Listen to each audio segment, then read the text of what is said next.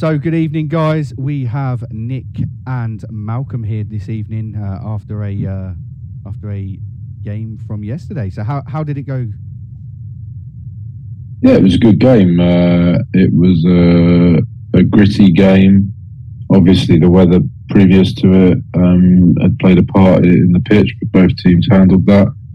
And it was a good, well-earned point against a good side in the league. I thought on the day we probably were the better team. That was my personal opinion. But it was a game of few chances, to be honest. They had few and we had very few, and we both took our chances. But for a couple of errors, we probably could have come away with a win. Yeah, definitely. I'd say from watching back the on the VO, seeing the chances, Rory had two well taken goals, two good. Tom hit the bar. Yeah. Rory had another one where he could have had his hat trick. Couple of headers. Yeah,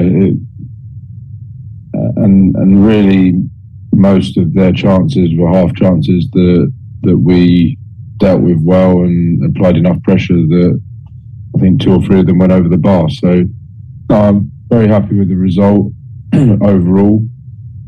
If you look at where we are compared to where they are, a point is a good result, and it's another point to add to the board.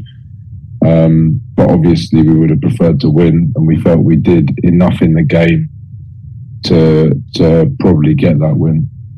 Yeah, definitely. I'd say obviously coming back from the Christmas break, how are the boys doing? I know there's a long or quite a few fixtures in this month, double game weeks now coming up for the rest of the month. Are they looking in shape? Are they dusted off the Christmas puddings? 7 games in 3 weeks is a lot of games, but we're able to handle it.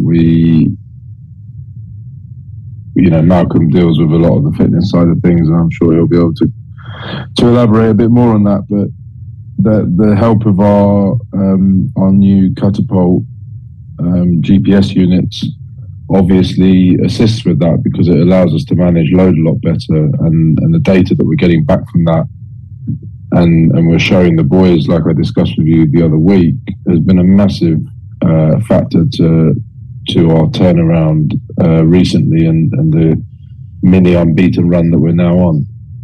Yeah, and something else to remember is there was a point, I think it was going into December, where we had a lot of injuries.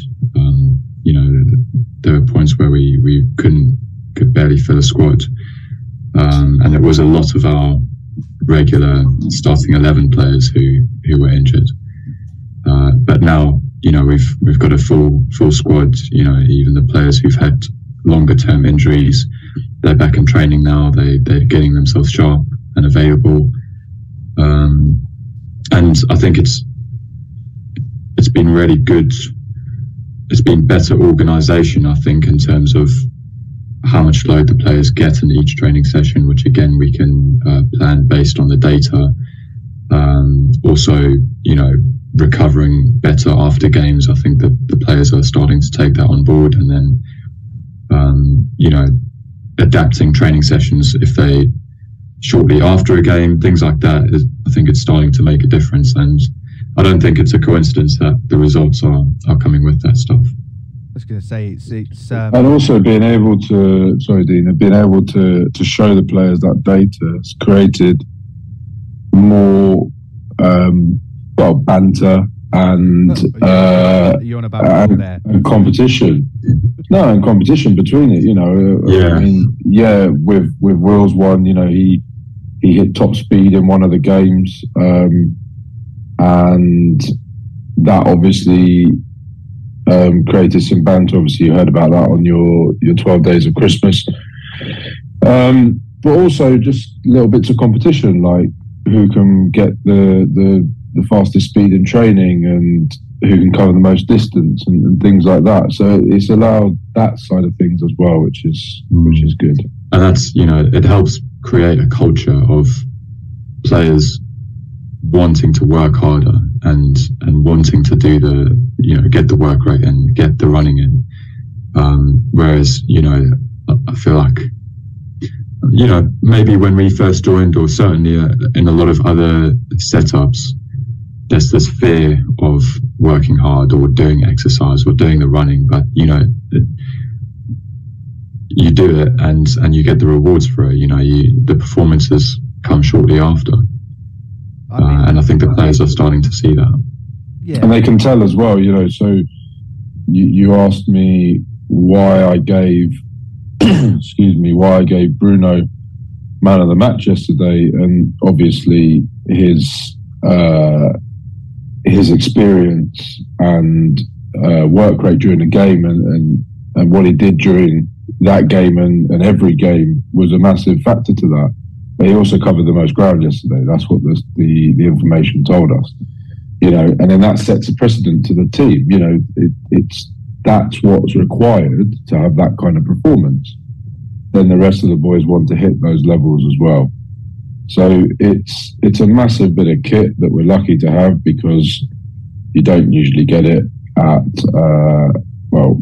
you don't get this level of software with it outside the Premier League. It's not just the units, because you get the units down to National League level, but obviously we're 5 steps below that as well. So you don't get that level of technology where we're at, but also the information that comes with it, and that's a massive contributor to it as well. Yeah, I mean, the fact that obviously when I was playing as a kid, it was just go out and sort of play the best you can. It's crazy how technology now shows you where someone should stop doing as much or too much exercise after a game, obviously to prohibit injuries. So it's crazy the fact that how much information you're given is able to tailor your training sessions. Yeah. And clearly it's starting to work with what you're seeing. Is you can see, again, as you say, not many injuries are happening from this, so it's very good to see. That's helped. And look, I'm not saying that's solely the reason why we've started to pick up some good performances and some good results. The boys have. We've got a very young team, as you know. We've spoken about that since day one, and the experience is starting to kick in now, because a lot of those younger players have now played a good chunk of games, and it takes, it's not, you can't just play 2 or 3, 5 games and say you're experienced now at senior football. You've got to play a fair chunk of games to be able to do that. And now these players have played 20 plus games, a lot of them, and that's now giving them that experience. With that, they're now starting to click. We brought a lot of new players in, so there's that as well. And so everything at the same time is coming together in terms of that. So it's not just down to the software and the video and everything. It's a mixture of everything that we're doing, and the fact that all the boys are buying into it and working hard at it. That's the biggest thing, is that they believe in the culture we're setting, and they believe in the process that we're going through. And I think on that as well, something that I even underestimated, but I'm now realizing how important it is having the right personalities in the team. The group that we've got is a great group, and the players, all of them on an individual level are great people. And that's showing with the gelling and the togetherness and the performances coming with that. I think compared to the beginning of the season, the group that we have now is a really, really good group. No, yeah, definitely.